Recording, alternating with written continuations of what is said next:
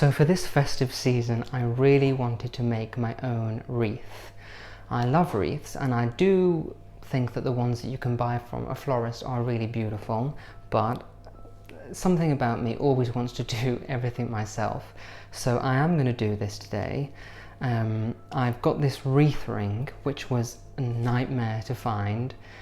I've left it too late this year. I should have started looking for this back in November, but I only started this week, so on Amazon it's impossible to get one. There are lots available, but you won't be able to get them delivered until after Christmas.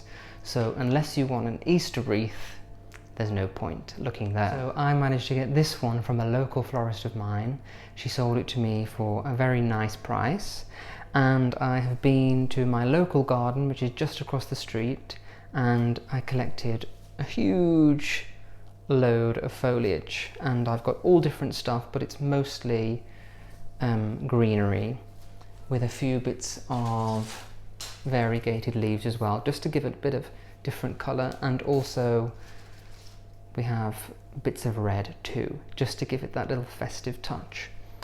But I am not really an expert about this. I'm just going to go with the flow, see what happens, and hopefully we will have something that's really beautiful.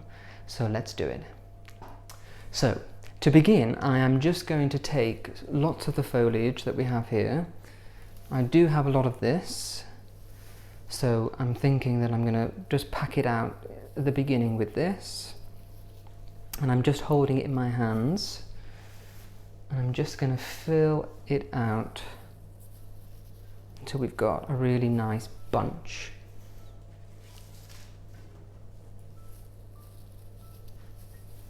Want some different colours in here. Maybe a bit of red. And there we have, that's a really nice bunch. So I've got the ring. I'm going to place it on top here, like that, and then I'm going to take the wire and wrap it around quite tightly, just a few times, to secure that into place. Okay, I've pulled that quite tight, and there we have the first section on. And what you will notice about this is, and this is what I tried to do, is I've kept these longer bits on the outside of the wreath and the shorter bits on the inside, so that when we're going round you'll still keep that round shape, rather than if this was here it would be covering up the whole and we'd have just a big blob of foliage and you wouldn't have that ring. So try to keep in mind that when you're doing it, to keep the shorter pieces inside of the ring and the longer pieces on the outside of the ring. Okay, let's start to the next part. So I'm going to do exactly the same again. Pick out some beautiful pieces. You might find that you need to cut off some of the longer stems. That's fine. And then we'll have some of this here.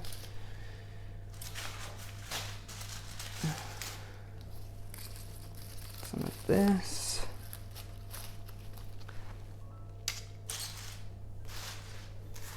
And some of this. Okay. Now, also what happened to me was I collected this when it was raining, so the whole of all of this foliage was completely soaked, so I decided to let it dry. And now a lot of it is really crispy and probably too dry, but I was going to go and get some more, and I decided that no, I'm going to leave it because it's going to dry out anyway, and I do quite like this crispy dried look. So now what I'm going to do is I'm going to place the next part so that it's covering that bit. So not here, but here, so that we can cover up the wire from before.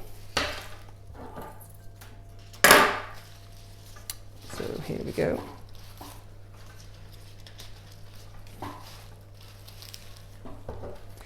And again, I'm wrapping the wire around nice and tight.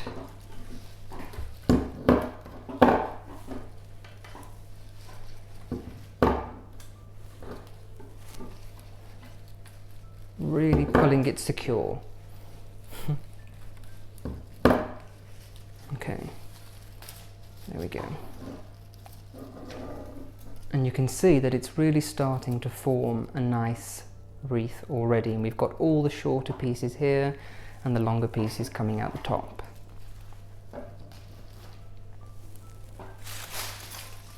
I always just grab it like that just to check that I'm happy with the way it's sitting. You might need to twist it and mess around, that's okay. And again, I'm just going to place it on top so it's covering here, and then wrap around.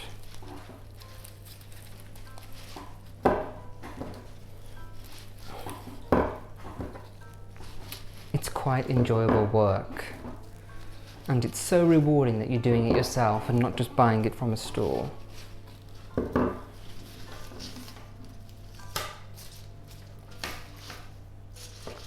And I'm just going to carry on all the way around. Okay, so I've got my next bundle, and again I'm just placing it on here like that. And actually I'm just looking at that, and I think I might want to add in a little bit more to make it more full. So let's do that.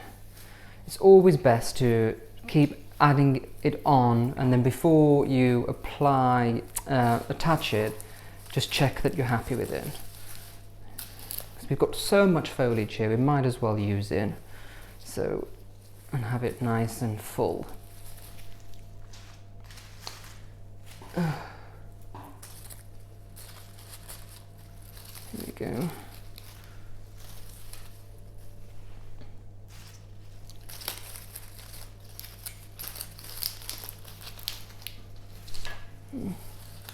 That's much nicer, much better. Okay.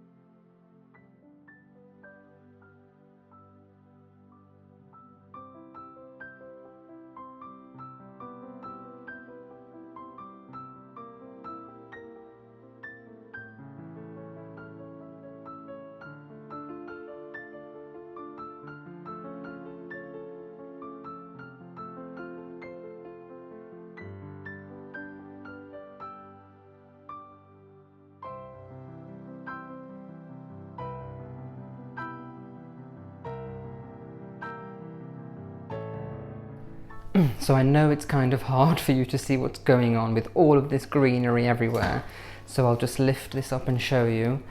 It's starting to take shape, looking really full and beautiful, and we're just going to keep working our way around on top of each section until we get to the end.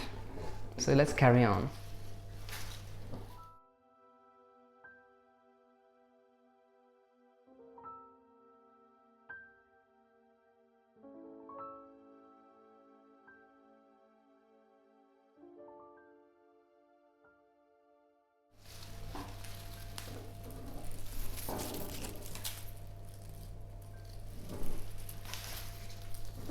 I also really like some of these bare branches, which just give another dimension and some height. I think it looks really nice. So I'm just going to add those in too. And now I'm getting a little bit lost with what is the wreath and what is everything else. But this is so fun and enjoyable. I'm really having the nicest time. It's so relaxing. And I really would encourage you just to spend a few, it's taking me about half an hour, and it's just making me feel so relaxed. I think you will love it. This is a nice one just to go in there.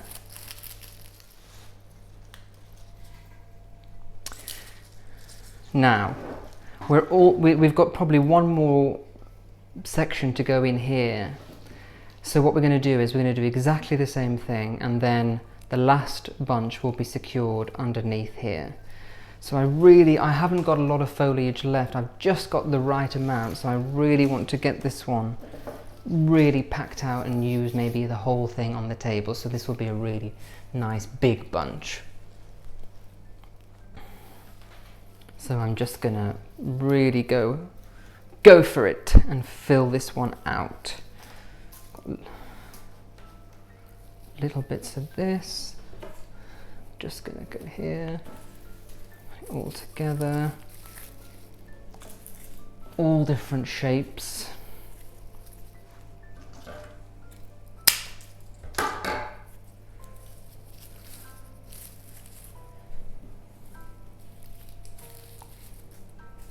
By the way, I hope you've got a really good vacuum cleaner at home, because you're going to need it.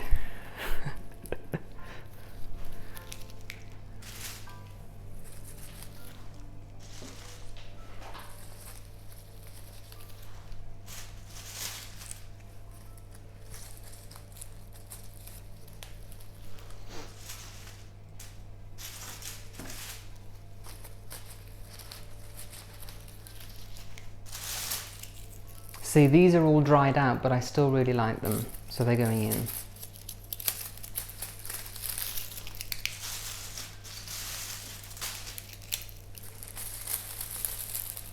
It's nice to have the crispiness.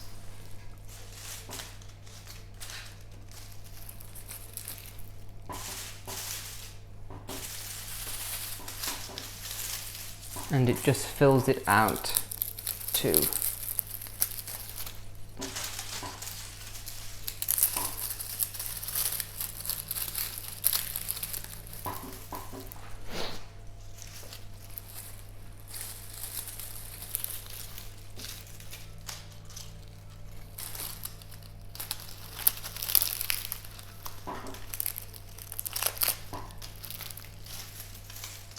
Okay, so this is a really big bunch, and I'm just going to finish it off by adding in some of that in there.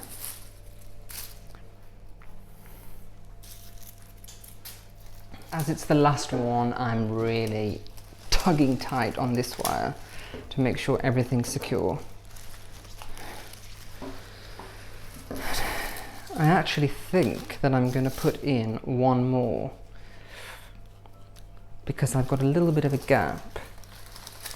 So I'm going to put in one more with everything else that I've got left. So let's have a look. Decided just to add in one more, because I've got a bit of a gap here that I want to close up, and I've just found a lot more foliage, so I'm just going to use it, get it in, and really just make it really full and look really professional.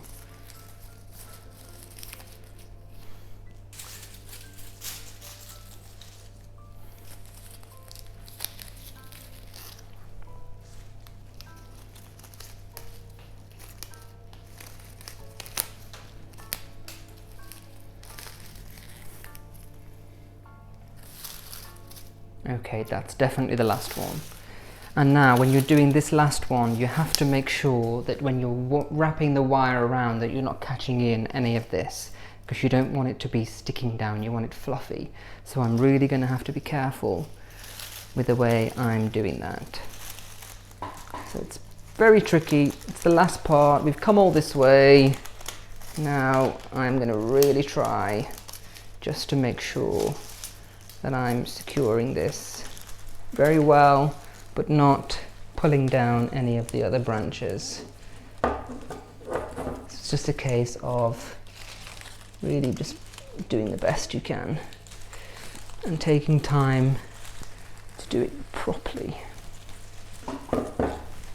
So weaving in and out of all these little branches, and I'm getting scratched by all the holly. But it's okay, it's worth the pain.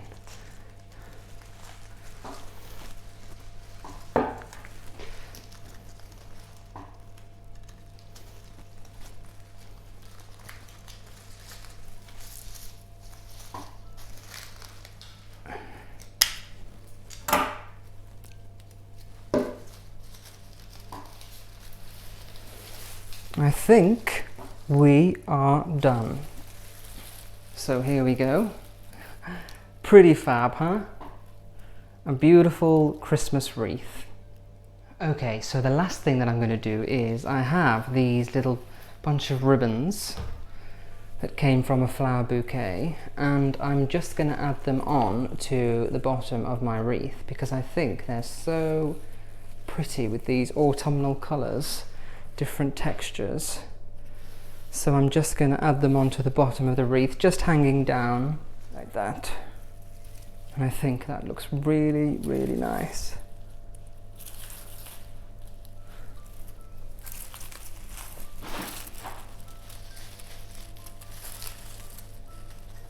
You can just mess about with them a little bit just to give them a little bit more, but there we are. What do you think? I hope you love it, and I hope that it works out for you.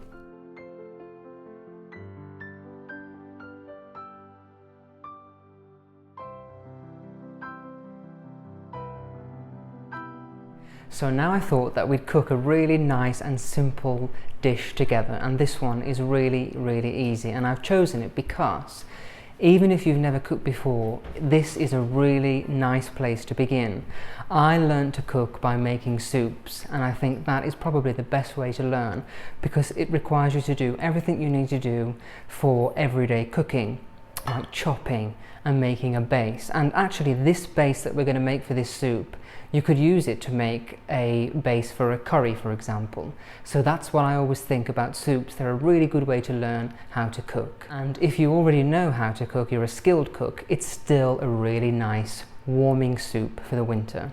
So this is my roasted cauliflower soup, and I think you will really love it. So we're going to begin by roasting the cauliflower, and what I like to do is use a bag. Now I've only got this small bag, so I'm going to do this in 2 batches. I'm just going to put the cauliflower into the bag like this, and then I am going to put in some olive oil. This is really beautiful extra virgin. Drizzling that in there, good drizzle. Then I have some salt, really good generous amount of salt. Then I'm closing the bag and I'm just roughing it up, making sure that the whole of the cauliflower is coated in the olive oil and the salt. Oops. And that one is eager to get in the pan. So let's put it into the pan. And I'm going to do exactly the same for the last batch. Okay.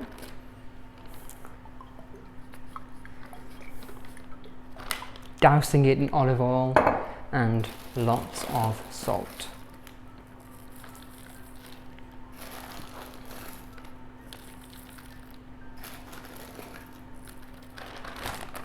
Now this method that I'm using is just a nice way to keep your hands clean, and as I always tell you, I like to keep my hands clean. I hate getting them dirty.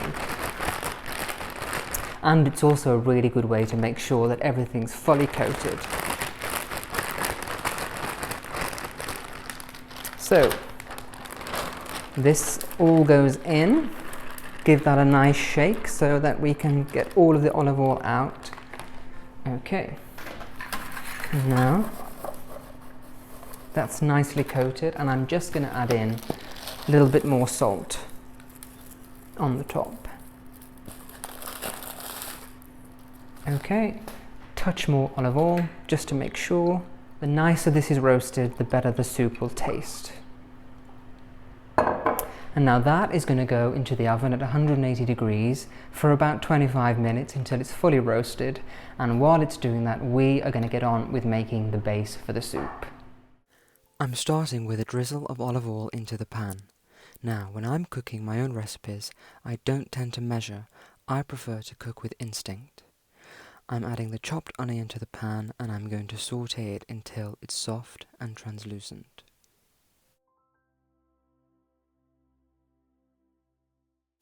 Some salt will help to bring out the natural moisture of the onions for better cooking.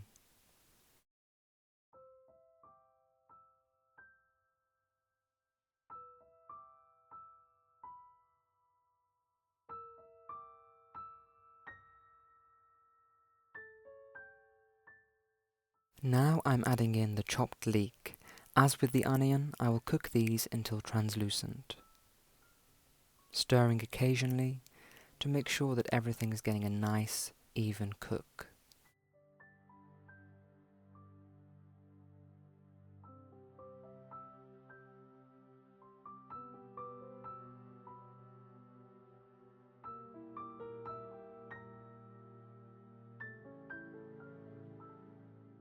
I'm grating in some garlic and the onions and leeks are cooking nicely, so let's move on.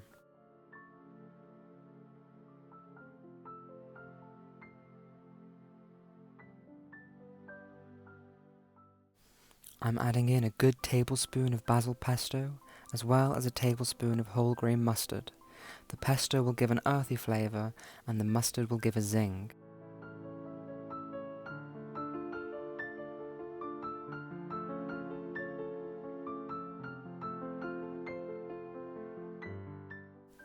I always like to add a good squeeze of lemon to most of my dishes. It just seems to pull everything together.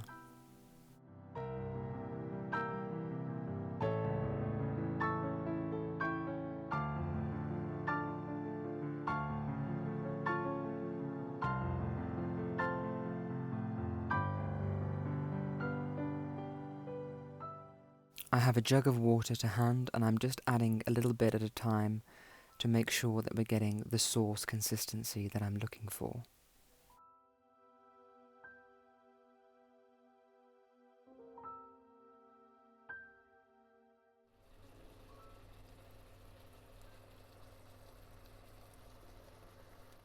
Now for a vegetable stock cube and a little more water, and we'll stir it through until dissolved.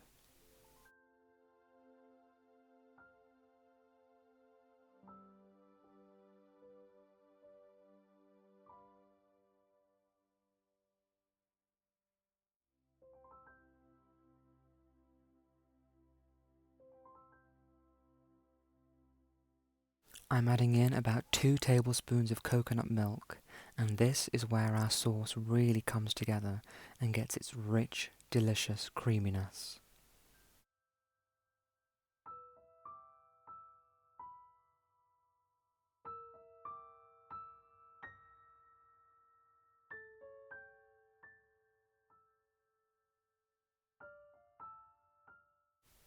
One final dollop stirred through, and now we're going to let the sauce gently simmer until the cauliflower has finished roasting.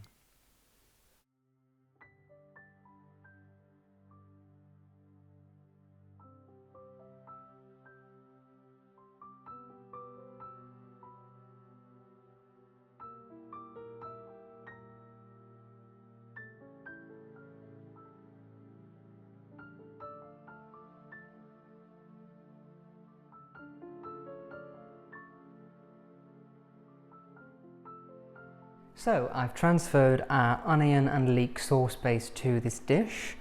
The cauliflower is roasted and out the oven, and what I'm going to do is I'm going to put it all into the blender, blend these two together, and it will be really thick, and then I'm going to add in slowly as I go some vegetable stock just to get the right consistency. Now this is a new blender from Housewort and it's really amazing. It just blitzes through everything and makes the most creamy, delicious soups and smoothies, and they have kindly let us have a discount. So in the description of this video I'll provide you with a code where you can get a nice discount on this product. and I think you will really, really like it. I'm going to go ahead and start by putting in the onion and leek sauce base into the blender. Just at the very beginning, I'm going to add a little bit of stock so that we can have a nice blend. And now I'm going to add in the cauliflower. I'm just going to use my fingers actually, it's quicker. And this cauliflower, I've just tasted it and it's roasted so beautifully with all the olive oil and the salt, and it will really give the most amazing flavour for the soup. I'm just going to leave a few florets of the cauliflower out so that we can put them on top of the soup. I'll add in some more water, more stock, and now I'm going to put the lid on and give it a good whiz. And I'm going to start slowly and blend it.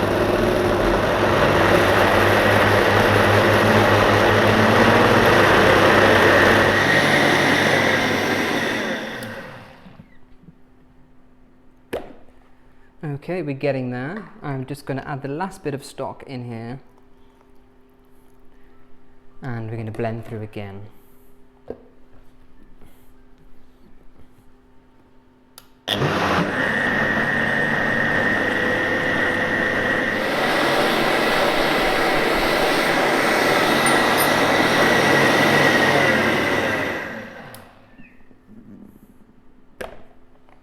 And now you just want to check that it's at the consistency and the right taste, whether you need to add any salt or pepper. Yum. It's really, really delicious and the perfect consistency. I like my soups to be a little bit thicker, especially in winter, so this is really, really how I want it to be. But if you want it a little bit smoother, you can add more stock. Okay, so this is ready to serve. I'm just literally going to pour it from here into the bowl. Beautiful. Also, if you want to add some more interest to this, you can add in some nuts like pistachios, or chestnuts are really nice. I'm not going to do that. I don't really fancy having nuts today, so I'm just going to top this with a bit of the cauliflower. And there we go. So I hope you really enjoy this delicious, warming winter soup.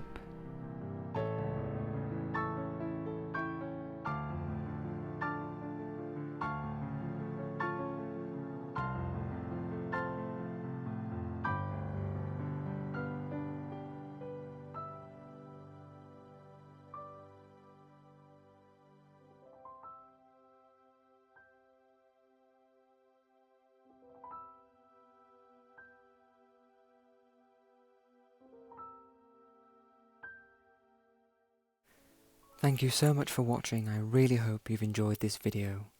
For next week's video, I'm planning to do a Christmas Q&A, so if you have a question you'd like to ask me, please do so in the comments and I'll try to answer as many as possible.